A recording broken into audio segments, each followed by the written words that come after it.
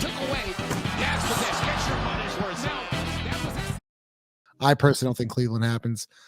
Portland, Cleveland, and then I'm blanking. Who's the third team? San Antonio. San Antonio was one, and then Miami was one. Miami was one. Shout out Chaz. Me and Chaz had a long conversation about that. What if we're going those three teams, Chris? What team do you see actually being a trade partner for Brandon Ingram? So I think it was a couple weeks ago I heard that there were a few players that currently play with the Heat that are tight with BI. Maybe there's something there, but again, I don't know what kind of that also looks like something in which you would still have to get a third team to supply exactly what you need. If Cleveland isn't an option, and the reports is that Atkinson wants to start with that core four of sorts, at least give it a try. The new coach of the Cavaliers, San Antonio. I like the option of Portland. I will say that. Now, why is that? Lito said Robert Williams is dead, but I mean, what's better, like dead or like vacant? Like I mean, at this point, you don't even have a corpse. Like you don't have, anyone to draw. You don't have a chalk outline to put in your starting center position. So if I have to take Robert Williams III and hope it works, jeez, what are my other alternatives? And then there's the chat's favorite guy, DeAndre Ayton.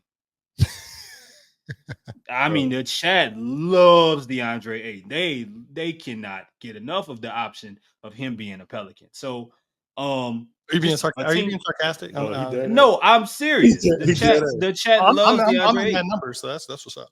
Oh, you do too? Well, then, yeah. So you got two options. It should make it a little bit easier. I think. I mean, that's a market that Brandon can get close to what he wants money wise. Still a young team. They have some things to figure out. They've done business in the past. There's still some relationships there. But if that's why I'm going shopping and I can't go to Cleveland anymore, and if Wendell Carter Jr. is off the table with Orlando, I mean, I'm running out of places to call here. And Sacramento isn't an option. And Chicago, I mean, I don't know what's happening there with Vucevic. Where else can I call? If those are my options, I'm calling Portland. And Chris, I forgot to mention a team for you. I'm sorry, I forgot to mention Utah. So we have to talk about Utah as well. But go ahead, Ross. No, and then the flip side of that coin is you have to look at those teams like contract situation, like what their books look like. Portland, clearly a rebuilder, right? But their books aren't clean. And so in some ways, Brandon helps. He helps expedite their sort of their financial freedom, because Ayton has 2 years left on his deal. Right now, they're they can't do anything. And so if they're able to get rid of the last year of Ayton's deal, which they don't want, you just drafted Klingon, they don't want that at all. That's the type of situation, almost like what you just saw the Spurs do, right? Like, hey, we don't really need Harrison Barnes, but if we can sort of facilitate some things and you give us a pick or whatever.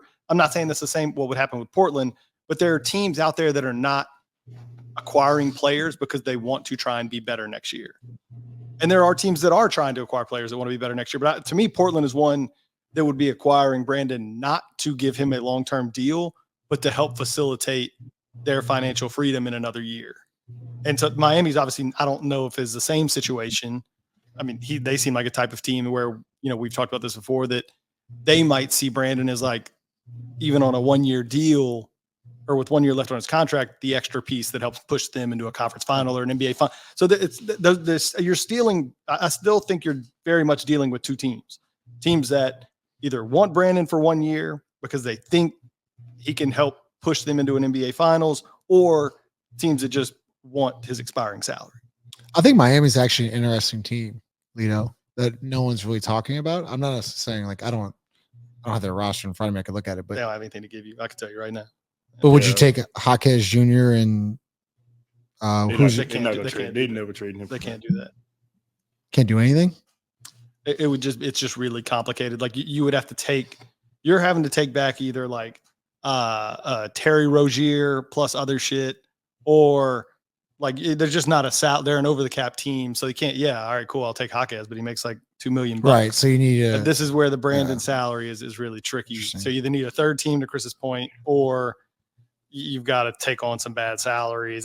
Miami, to me, I very much buy that they want him. I very much sell that getting a deal done with them is even possible. You would take Terry? No, absolutely. I mean, last year I would have. I'm not taking Terry. But I don't want. I mean, why? What did he do? Serves as what? I guess a backup point guard. I mean, let me ask y'all this: what teams can you think of? Period, like have the options that they would be willing to trade to facilitate what the Pelicans need right now. Like just like let's just start there. Like what teams have a center to spare or Utah, to me, options? Utah and Portland. But Utah, Danny Ainge, you ain't gonna win. Orlando has 3 starting centers. Is that we talk Wendell Carter Jr., but does Orlando need Brandon Ingram? I'm saying Jonathan Isaac. Isaac's not. I don't think he's a starting center. Like I don't know that. Like I think he can soak up some minutes at center. But go ahead. I'm sorry. I'm saying like they have 3 centers basically on their roster. Because some of these teams that are mentioned, right? You're basically saying that like you think that they would be changing philosophies. So like let's say Houston was an example. And then at that point, you're saying that they will be changing philosophy of sorts with how they're playing with either Jabari or Sengun being in the deal.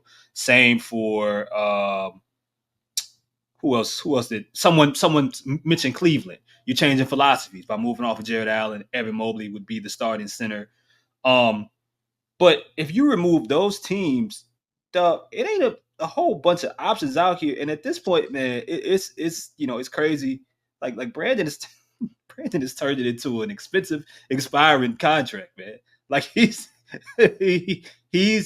walking into expiring deal territory. Exactly. And you would and you might be better off doing what Toronto did at that point and just hoping he comes into the season and plays well. I don't know how it's gonna help you win basketball games.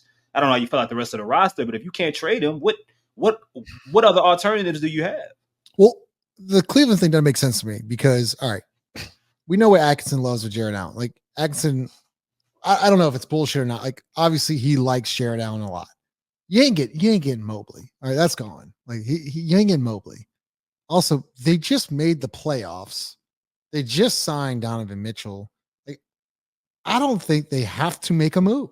Like you could give me all the numbers you want. That's fine. It's a brand new year. If you want to split up Allen and Mobley, fine. But like you don't know it. You have no idea what Mobley and Allen look like under Kenny Atkinson. You have no idea. Yeah. So why? So they don't have to make a move.